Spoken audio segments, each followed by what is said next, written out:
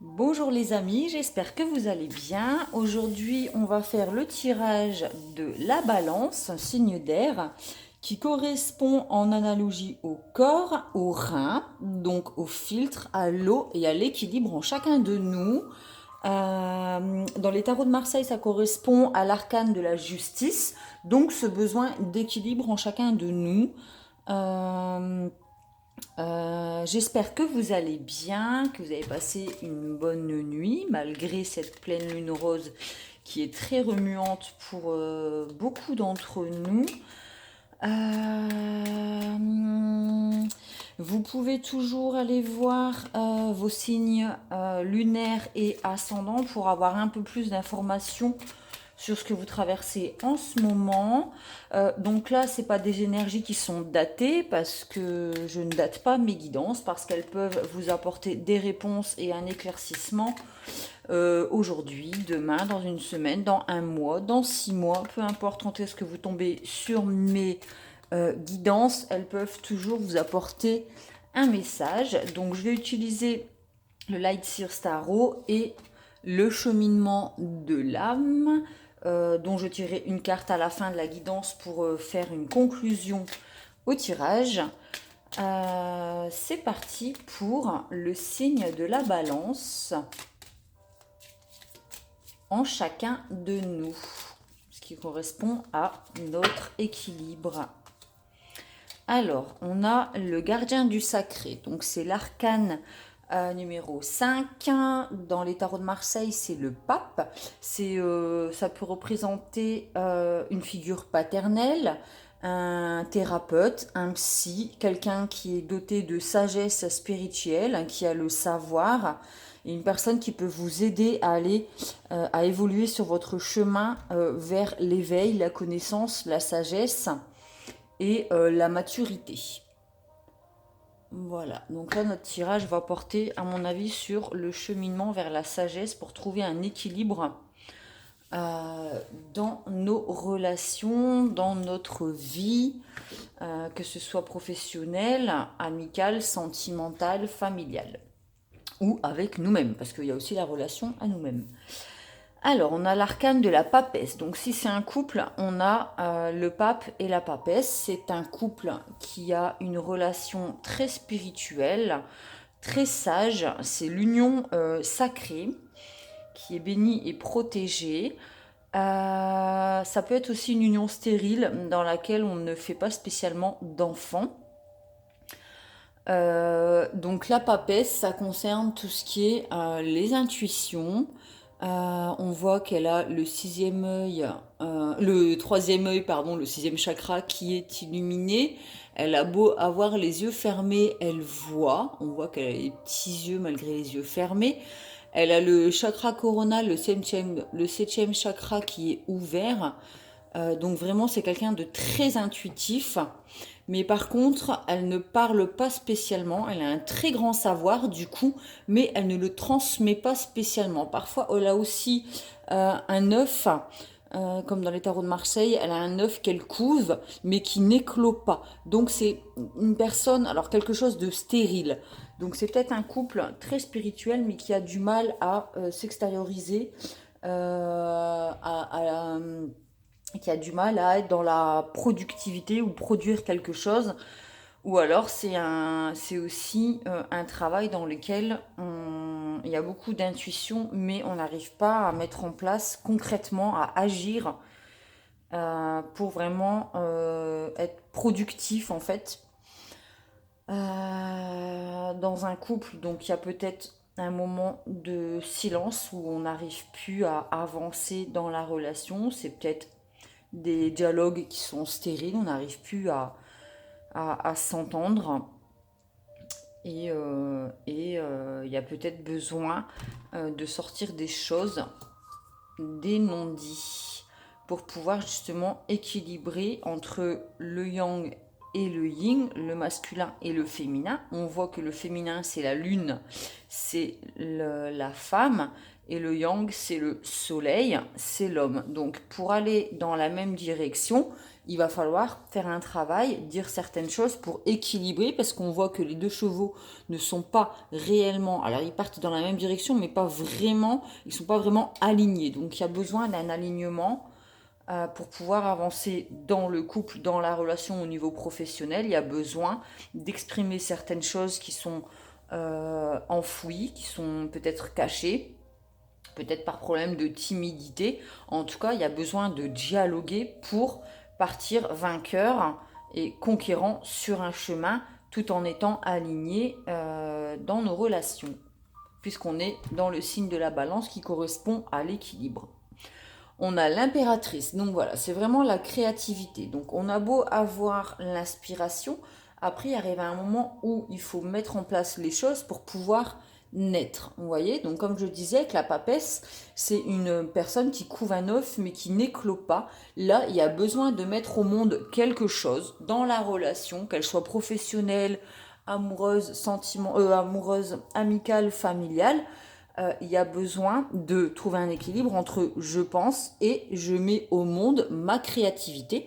On a beau avoir l'intuition avec la lune, comme la papesse, c'est quelqu'un qui a l'intuition, qui est sereine, qui a la sagesse aussi, mais c'est aussi une énergie de jeunesse, de créativité, où on a envie comme ça de s'épanouir, de bourgeonner et de mettre au monde ce que l'on est et ce que nous sommes. En tout cas, en réussissant à dialoguer dans la relation, on arrivera à équilibrer les deux énergies entre je réfléchis et je fais, entre l'homme et la femme, pour parvenir à créer, à établir une relation constructive à l'avenir. Donc là, c'est la carte de l'étoile. Donc on est protégé, on est sous une bonne étoile. On suit son intuition parce que, comme on dit, suivez l'étoile du berger. On sait que en écoutant son intuition, son cœur, on arrive à parvenir. On est sur le bon chemin en tout cas. C'est une relation qui est vraiment protégée. C'est une très belle carte. Il faut vraiment suivre son étoile. C'est aussi trouver sa place dans le monde. C'est peut-être, il y a peut-être trop de non-dits dans la relation, que ce soit professionnelle, amoureuse, amicale ou familiale, et il y a besoin d'équilibrer ces énergies entre le penser et le faire pour se mettre au monde déjà soi-même, pour trouver sa place dans le monde. Je pense qu'il y a vraiment un besoin de trouver l'équilibre entre j'écoute et je parle, entre je réfléchis et je fais, et entre le féminin et le masculin dans nos relations, mais déjà en chacun de nous, puisque je le répète à chaque fois, tout démarre de nous-mêmes, ce que l'on pense à l'intérieur de nous, ce que l'on vibre, ça se reflète à l'extérieur dans nos relations. Donc là, c'est vraiment une renaissance aussi. Donc c'était un couple qui était dans un temps de pause où chacun était dans son coin et où il n'y avait pas vraiment de communication. Peut-être que la communication était coupée. Donc en parvenant à être peut-être un peu plus dans l'écoute que dans la parole, ou un peu plus apprendre à se taire pour mieux écouter l'autre, pas entendre mais écouter vraiment ce qu'il a à dire, ce qu'il ressent, on peut réussir à équilibrer les énergies dans le couple et renaître. C'est vraiment la carte du jugement, ne pas avoir peur de se sentir jugé, ne pas juger l'autre non plus sur ce qu'il est. Et c'est vraiment exaucer une prière, c'est quelque chose qui est enfoui à l'intérieur de nous et qui sort beaucoup plus léger, beaucoup plus épanoui. On dirait vraiment qu'on naît, on renaît vraiment, on devient ce que l'on est dans la relation et déjà avec nous-mêmes. C'est vraiment un épanouissement, une renaissance et vraiment la mise au monde de quelque chose de nouveau, de neuf, de constructif, pardon, et vraiment d'équilibré pour vraiment évoluer sur le chemin. Là, on a enfin la carte du pendu, donc c'est une espèce de lâcher prise. Donc il y a peut-être des choses sur lesquelles il faut poser des pardons, lâcher prise, arrêter peut-être de être dans des silences qui ne permettent pas l'évolution dans le couple ou dans la relation aux autres. C'est aussi un temps de méditation, de lâcher prise et peut-être aussi enfin, c'est sûr, c'est voir les choses sous un autre angle en fait. Parfois, on regarde les choses qu'en fonction de nous et on a tendance à oublier de se mettre à la place de l'autre. Et c'est ça aussi l'équilibre entre ce que moi je pense être et ce que je dégage. Et aussi, dans les dialogues, des fois, une personne, elle nous parle, on traduit par rapport à notre vécu. En fait, on dit, ouais, mais en fait, cette personne, elle me rejette, par exemple, alors que elle n'est pas du tout dans cet état d'esprit, elle n'est pas du tout en train de vous rejeter. C'est juste qu'elle a besoin de passer un temps avec elle-même en solitude. Et des fois, on se sent rejeté alors que c'est pas du tout le cas. Donc, c'est aussi apprendre à voir les choses différemment, avec légèreté, sans écraser l'œuf, sans étouffer la relation d'un silence pesant où on se ferme comme une huître parce qu'il y a des choses qui nous plaisent pas, il y a des blessures qui se réouvrent, qui sont pas du tout à cause de l'autre. Et du coup, on s'enferme dans une relation stérile où on n'avance plus, les relations, les rapports ne sont plus équilibrés, il n'y a plus de dialogue, il n'y a plus d'écoute. Et du coup, on peut pas, enfin, on reste enfermé, voilà, ça ne sort pas et on reste dans quelque chose de stérile. Pour passer à quelque chose de. Alors, le contraire de stérile, c'est. Je ne sais pas, je ne sais plus, mais pour passer à quelque chose de, quelque chose qui peut éclore, il faut apprendre à vraiment équilibrer ses énergies dans la relation, que ce soit professionnelle, amicale, familiale ou sentimentale, pour vraiment laisser la place aussi à chacun dans le couple, parce qu'on a besoin des deux chevaux pour que le chariot avance dans la même direction et droit, en étant conquérant et sûr de vers où on décide d'aller et d'investir ses énergies. Donc vraiment, voilà, il y a besoin vraiment de trouver un équilibre à l'intérieur de soi entre ce que je pense et ce que je mets en place, ce que je dis et ce que j'essaye de transmettre comme message, parce que des fois, on s'exprime pas de la bonne manière et du coup, on emploie un ton différent de ce que l'on veut transmettre comme énergie. En fait, on peut peut-être aussi dire des choses qu'on regrette et on se dit mince, j'aurais peut-être dû me taire à ce moment-là. Donc là, j'ai vraiment l'impression qu'on a besoin de trouver un équilibre au niveau du dialogue entre trop parler, ne pas assez parler, dire mais pas de la bonne manière, écouter l'autre aussi, lui laisser sa place. Donc voilà, on revient sur la carte du toile avec la place pour pouvoir renaître, effectuer une renaissance au sein du couple et pouvoir lâcher prise sur certaines peut-être tensions, disputes qui vous empêchaient d'être créatif et de mettre au monde votre relation ou qui vous êtes à l'extérieur. Donc là, je vais tirer une carte du cheminement de l'âme pour conclure cette guidance qui, j'espère, vous a plu et vous a apporté des messages pour le signe de la balance que nous avons en chacun de nous, puisque il me semble que nous sommes faits à 80% d'eau.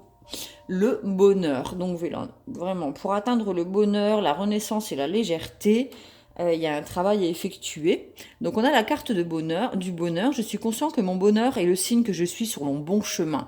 Donc à partir du moment où, regardez, le pape, pourquoi il est sur le bon chemin? Parce qu'il rit. Il est léger. Il s'en fait pas. Juste, il est.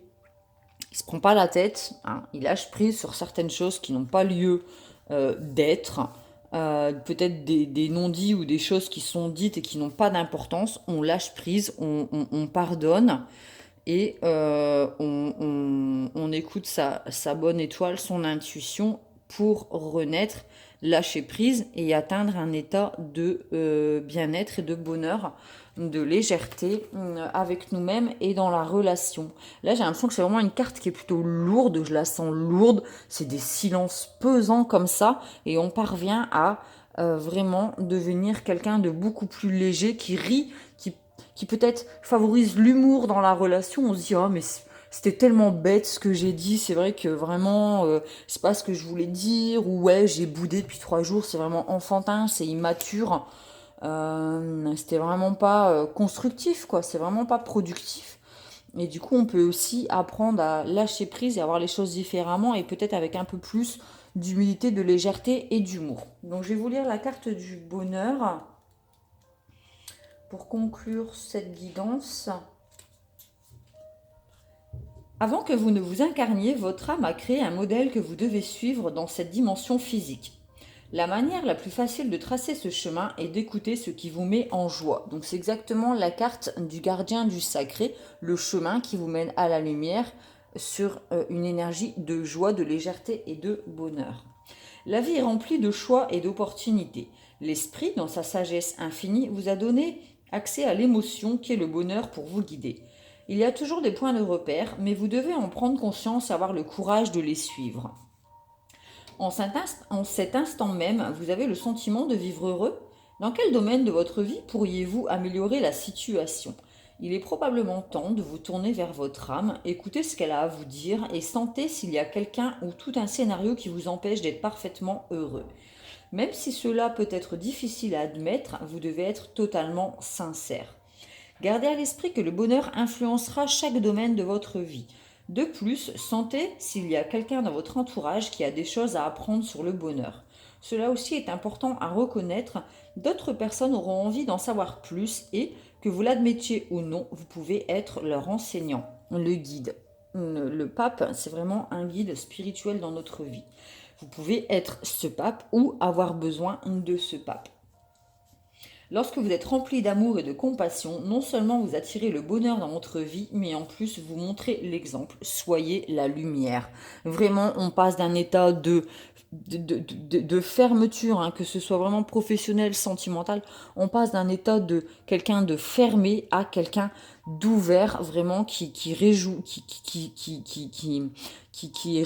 réjouit de la vie. Donc, si vous sentez que dans votre relation sentimentale ou professionnelle, familiale ou amicale, il y a vous ne rayonnez pas en fait, votre cœur il fait pas boum boum, ça vous met pas en joie.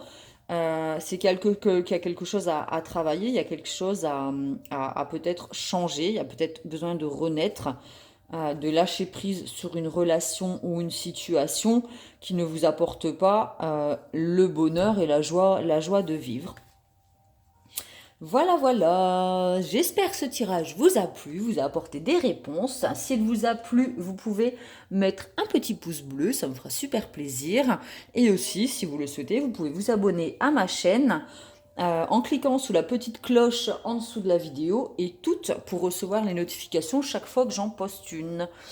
Si vous souhaitez une guidance personnelle, vous pouvez me contacter sur mon Instagram ou ma page pro Facebook, toujours sous Pomme Plume Tarologue, afin de convenir d'un rendez-vous pour pouvoir avoir une guidance vraiment personnelle qui vous concerne vraiment que vous. Parce que là, ça reste des guidances générales, donc elles ne parleront pas à tout le monde. Vous ne gardez que ce qui vous parle et ce qui résonne en vous et vous laissez le reste de côté. Vous restez maître de vos choix et de vos décisions. Je vous fais de gros bisous et je vous dis à bientôt.